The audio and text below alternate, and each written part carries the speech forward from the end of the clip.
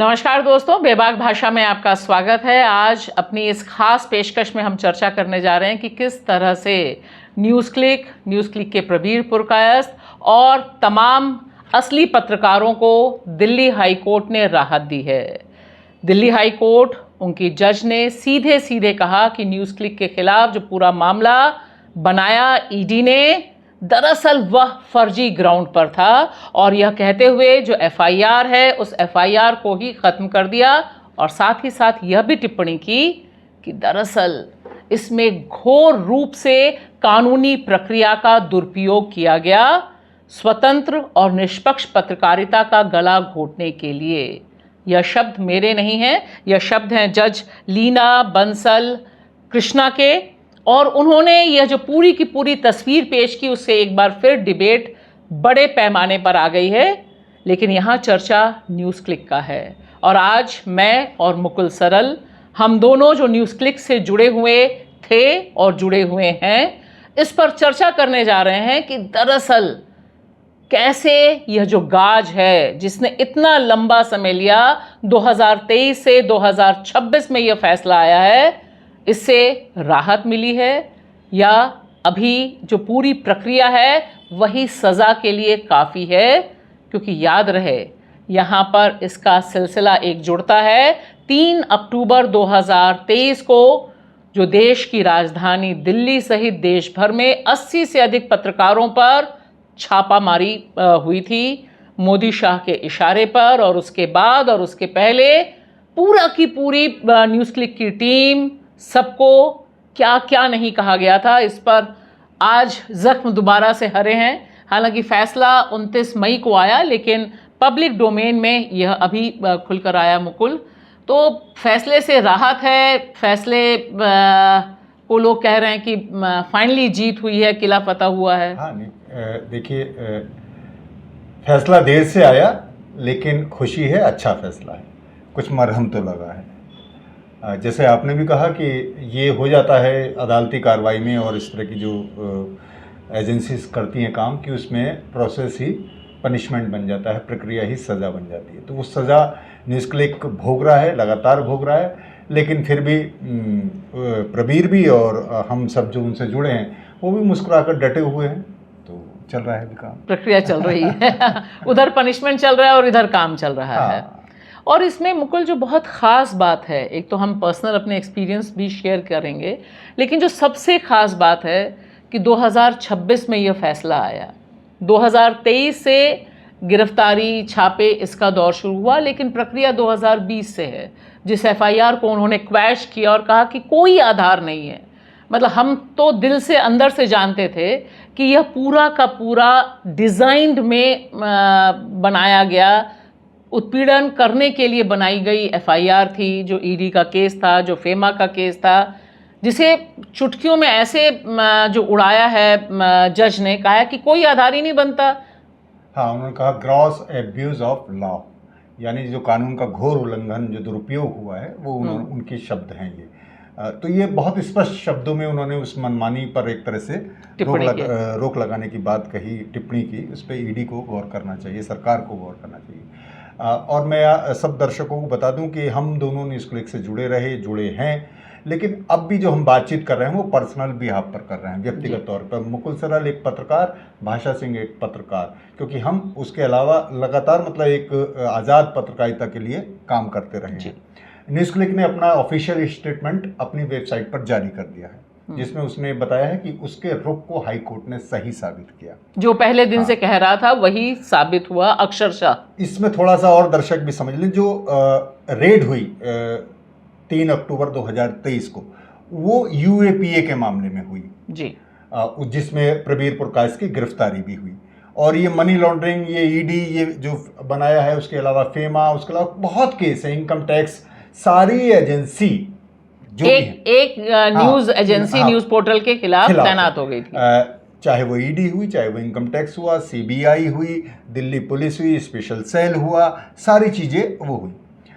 तो यूएपीए वाले केस में भी आप सबको पता है कि कोर्ट ने सीधे सीधे कह दिया था कि जो गिरफ्तारी है उसका आधार ही अवैध है, गिरफ्तारी को ही गिरफ्तार की प्रक्रिया जो है वो सही नहीं थी। लेकिन मैं बता दूं दर्शकों कि वो केस अभी यूएपीए का केस वो चल रहा है जी, और वो उसमें हम सब के घरों पर छापा पड़ा था, रेड पड़ी थी, जिसमें जो न्यूज़ क्लिक से जुड़े हुए करीब 80 पत्रकार हैं और उससे और भी जुड़े हुए जो फ्रीलांसर भी हैं, कई लोगों पर उस तरह से कंट्रीब्यूटर हैं, भाषा कंट्रीब्यूटर हैं, मैं एम्प्लॉय था, तो सब पर छापे पड़े। लेकिन वो प्रक्रिया भी वो अदालत में टिकी नहीं, पहली उसमें प्रबीर को लेकिन 6 महीने से अधिक समय जेल में रहना पड़ा प्रबीर पुरकायस्थ को। वो जेल में रहना पड़ा और जेल में देखिए, जेल का उनका एक बार वो इंदिरा गांधी के खिलाफ जब इमरजेंसी थी तब जेल गए थे और अब वो मोदी शाह के राज में जेल गए हैं। और यानी आप ये समझिए कि वो व्यक्ति या ये पत्रकारिता या ये संस्थान। और मैं एक बात बहुत स्पष्ट कर दूं कि न्यूज़ क्लिक, प्रबीर पुरकायस्थ, मुकुल सरल, भाषा सिंह और तमाम जुड़े, हम किसी ने इस छापेमारी या इस पूरी प्रक्रिया, जितने भी अलग अलग केस चल रहे हैं, इसे कभी भी न्यूज़ क्लिक पर कार्रवाई या टारगेट नहीं माना, उसे प्रबीर को टारगेट नहीं माना। हमने ये माना, हमारा स्पष्ट मानना है कि ये प्रेस की फ्रीडम, स्वतंत्र पत्रकारिता पर हमला था, उसे टारगेट बनाया गया, उसे किसी तरह सवाल ना उठें, उस आवाज़ को दबाने के लिए उन्होंने एक एग्जाम्पल बतौर न्यूज़ क्लिक को चुना, जिससे ताकि और लोगों में भी ये मैसेज जाए, संदेश जाए कि भाई डर के रहो, या तो गोदी मीडिया बनो, अगर नहीं बनोगे तो आप इसी तरह आपको कार्रवाई और मुसीबत। लेकिन मुकुल, ये जब मैं पूरा जजमेंट पढ़ रही थी, अब जजमेंट पब्लिक डोमेन में है, और इसमें जो बुनियादी आधार बनाया गया था कि हम सबको झेलना पड़ा था, चाहे हम मेट्रो से चलें, बाहर चलें, तो वहाँ पे लोग पूछ रहे थे कि आप चीनी एजेंट बन गए, आपने चीन से पैसा लिया है, मतलब ऐसे। उस समय चीन मोदी जी का दुश्मन देश था, हालांकि अब तो दोस्त देश, चीन के लिए नहीं बोला जाता है। लेकिन आप देखिए कि उस आधार को, जिस आधार पे देश की संसद के भीतर बहस हुई, वहाँ पे लोगों ने बोला कि चीनी एजेंट हैं आदि इत्यादि सारे आरोप लगे, उसे किस तरह से दिल्ली हाई कोर्ट में जो फैसला आया है उसमें बताया कि यह पूरा का पूरा आधार कहीं एग्जिस्ट ही नहीं करता। जो एफडीआई को लेके हमारे तमाम दोस्त लोग पूछ रहे थे, बहुत अच्छे लोग थे जो डर गए जब रेड पड़ा, उसके बाद से दोस्त अलग हो गए और दुश्मनों की तादाद या आलोचकों की तादाद बढ़ गई। लेकिन उस समय सबसे बड़ी बात पूछी जा रही थी कि इतने करोड़ रुपए क्यों लिए, एफडीआई से पैसा क्यों लिया। अब यहाँ पर ये जो जजमेंट है, जो नीना बंसल ने जो नीना बंसल ने फैसला सुनाया है, उसमें उन्होंने बिल्कुल साफ कहा कि एफडीआई के जरिए जो न्यूज़ क्लिक ने पैसा लिया वह दरअसल सरकार की जो पॉलिसी थी उसके तहत लिया। साथ ही साथ जो पहले दिन से न्यूज़ क्लिक बोल रहा था, अपना स्टेटमेंट भी जारी किया कि सारी प्रक्रिया आरबीआई के गाइडलाइंस के तहत हुई, और आरबीआई ने भी अपनी तरफ से कोर्ट में कहा था कि न्यूज़ क्लिक ने कोई भी कानून का उल्लंघन नहीं किया, एवरीथिंग इज ऑन प्रोसेस और सब कुछ ट्रांसपेरेंट है। लेकिन तब भी इतने साल, 3 साल मुकुल, जिंदगियां तबाह हो गई, पूरा का पूरा न्यूज़ क्लिक। यही होता है। हमने देखा सालों साल बाद जब आरोप मुक्त होते हैं लोग, और तो क्या मतलब उन पे इतने बड़े बड़े आरोप लगा दिए जाते हैं, यूएपीए जैसे वो लगा दिए जाते हैं, तो सालों साल बाद वो बरी होते हैं, तो वो एक पूरा उन्हें सज़ा तो भोगनी पड़ती है। तो ये सरकार जानती है कि हमारा केस टिकेगा या नहीं टिकेगा, ये मामला अलग है, हम इसे सालों साल खींच सकते हैं। और तमाम मतलब ये आपने कहा कि जैसे हमें ये सवाल झेलने पड़े, हाँ झेलने पड़े, लेकिन ऐसा ही वर्क था जो बिल्कुल मान कर चल रहा था कि ये सब फेक केस है। और जो उसके बाद भी, जब 3 अक्टूबर 2023 के बाद आज हम बात कर रहे हैं जून 2026 में, तब भी न्यूज़ क्लिक चल रहा है, उसकी वेबसाइट पर खबरें आ रही हैं, अभी पिछले दिनों तक वीडियो भी आ रहे थे। हालांकि वो काम कम हुआ है क्योंकि वो स्टाफ सब चला गया, रिजाइन करना पड़ा, छोड़ना पड़ा। लेकिन ये भी है कि क्योंकि वो लोग भी अब ये समझने लगे हैं कि एक बच्चे तक को, जब आपने देखा कि वेदांत ने जब सवाल उठाया सीबीएसई पर, तो उसे पाकिस्तानी कह दिया गया। तो पाकिस्तानी, चीनी एजेंट, सोरोस, ये स्टूडेंट के लिए कहा जा रहा, यूथ के लिए, जेंजीज के लिए कहा जा रहा। तो हम लोग तो खैर सवाल पूछने वाले, पता वो तो अपनी परीक्षा ही देने जा रहे हैं, हम लोग तो लगातार सवाल। लेकिन मुकुल, मुझे लगता है कि न्यूज़ क्लिक को बहुत सोच समझ के टारगेट किया गया। न्यूज़ क्लिक कोई ऐसा बहुत बड़ा घराना नहीं था जिसे मोदी सरकार या उसकी कवरेज से डर लग रहा हो, लेकिन उसकी जो सबसे बड़ी ताकत थी और अभी भी है, जितनी वेबसाइट्स पे जो खबरें जाती हैं, वह कि जनता की जो आवाज़ है, जनता की जो आंदोलन है, ख़ास तौर से जो किसान आंदोलन है, खास तौर से जो शाहीन बाग का जो आंदोलन हुआ उसकी जो कवरेज थी, उस कवरेज पे बहुत दिक्कत थी। कोरोना में जो कवरेज थी उसे लेकर भी बहुत दिक्कत थी। मतलब मुझे तो याद है कि जब हमारे घर पूछताछ के लिए आए तो लोग यही पूछ रहे थे कि आप जैसे पत्रकार को किसान आंदोलन में जाने की क्या ज़रूरत थी, कौन बता रहा था, क्या नेटवर्क चल रहा था। तो सारी दिमाग ये आया था कि ये आंदोलनों का जो कवरेज है ये नहीं होना चाहिए। ब्रॉडली मुझे लगता है कि वो जनता की आवाज़ का रिप्रेजेंटेशन था, उससे दिक्कत है। पूछा कि न्यूज़ क्लिक क्यों, क्योंकि इतना देखिए ईमानदारी से स्वीकार करें तो इतना बड़ा मीडिया संस्थान नहीं है वो, कि भाई एक कुछ छोटी सी टीम है और यूट्यूब और वेबसाइट के माध्यम से काम कर रही है, तो क्यों निशाना बनाएगा। तो जो पूरा सरकार का, अगर जो सरकार की राजनीति को थोड़ा सा समझते हैं वो समझ जाएंगे कि ये हर मामले में एक व्यक्ति या एक संस्था इस तरह एक चावल उठाते हैं और उस पर एक कार्रवाई टारगेट उसे करते हैं ताकि लोगों में संदेश जाए। निश्चित तौर पे निश्चित, हाँ। तो और न्यूज़ क्लिक कर क्या रहा था, न्यूज़ क्लिक क्या कर रहा था, जनता की आवाज़ जैसे आपने कहा उठा रहा था, हाशिए की आवाज़ उठा रहा था। जिन आंदोलन को, जिन बातों को, चाहे वो सफाई कर्मियों का आंदोलन हो, चाहे उनकी इस गटर में मौत हो, वो कौन कवरेज दे रहा था, चाहे वो किसान आंदोलन हो, चाहे वो शाहीन बाग आंदोलन हो, या कोरोना में मजदूरों की जो पलायन हुआ, जो बाद में ऑक्सीजन कमी, ये सब मुद्दे वह उठा रहा था। तो उन्होंने एक टारगेट लिया, वो कोई भी ले सकते थे रैंडमली। उनके दिमाग में आया कि जो इसका फाउंडर है प्रबीर पुरकायस्थ, वो एक लेफ्टिस्ट है, घोषित तौर पे लेफ्टिस्ट है, है ना। तो इसे टारगेट करके, इन्हें टारगेट करके, सीपीएम को टारगेट, राहुल को तो वो टारगेट कर ही रहे थे। राहुल तब संसद में आए थे जब चीन वाला मुद्दा उठा था जी, अपनी उनकी दोबारा बहाली हुई थी सदस्यता। वो सब घेरने में उन्हें लगा कि एक आसान शिकार होगा, लेकिन वो यहाँ चूक गए।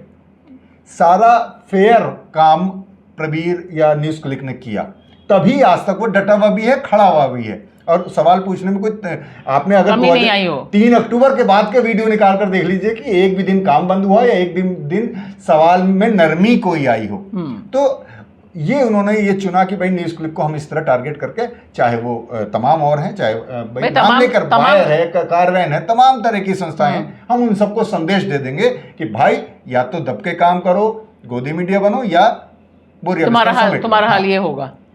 लेकिन भाषा इससे ये देखिए, सरकार ये सब मैसेज देने वाला, पर इससे देखिए कितने परिवार प्रभावित हुए, कितने लोग प्रभावित हुए, ये एक बड़ा सवाल है। क्योंकि मुझे ये लगता है कि इस जजमेंट में और इस तरह के तमाम जजमेंट्स में अगर यह प्रावधान किया जाए, यह क्लॉज जोड़ा जाए कि आपने गलत एफआईआर की, जिस व्यक्ति ने गलत एफआईआर की उसे पता था कि वो एक अपराध कर रहा है, एक इंडिपेंडेंट इंस्टीट्यूशन के खिलाफ, एक व्यक्ति के खिलाफ नहीं, एक इंडिपेंडेंट इंस्टीट्यूशन के खिलाफ जानबूझकर, सोच समझकर वह अपराध कर रहा है, अगर उस अपराधी को सजा ना मिले। अभी हमारी न्याय प्रणाली में ये एक सबसे बड़ी खामी है कि न्यूज़ क्लिक 2020 से सारा मामला चल रहा है, 2023 में उसने एक रूप लिया, 2026 में हम बैठे हैं। तो उस तरह से देखिए तो पूरे के पूरे 6 साल पूरे होते हैं एक आंदोलन, एक मूवमेंट को आप जो फ्री एंड फेयर, बहुत सस्ते में आप कैसे वीडियोस बना सकते हैं, इसे लेकर जो एक शुरू हुआ था,